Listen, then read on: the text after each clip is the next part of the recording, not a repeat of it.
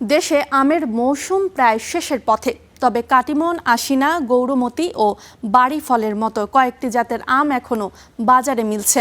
মৌসুম জুড়ে আমের দাম মোটামুটি ভোক্তার নাগালে থাকলেও এখন যোগান কমায় দাম কিছুটা বাড়তি।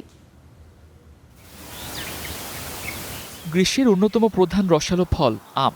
বৈশাখের শুরু থেকে বাজারে আসতে শুরু করা বিভিন্ন জাতের আমে জমে ওঠে মৌসুমি বেচাকেনা। এখন সেই মৌসুম প্রায় শেষের পথে,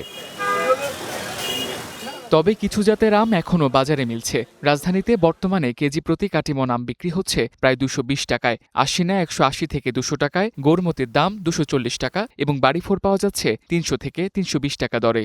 অন্যান্য বছর থেকে এবারকার সিজনটা খুব ভালোই গেছে এবং এবার ফরমালিনও খুব কম, আমে কোনো ফরমালিন দেয় নাই।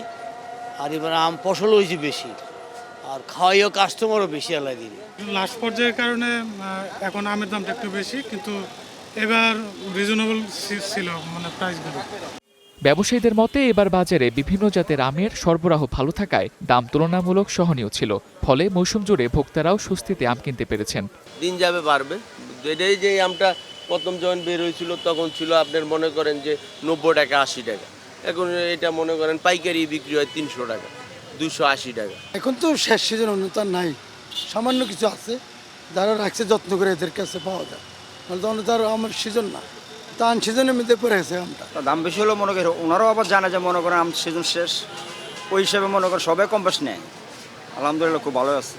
কয়েক সপ্তাহ পরে আমের সরবরাহ শেষ হবে, তাই মৌসুমের এই শেষ সময়ে আমের দাম আরও বাড়তে পারে জানাচ্ছেন বিক্রেতারা। Tamsid Ahmed, star news, Dhaka.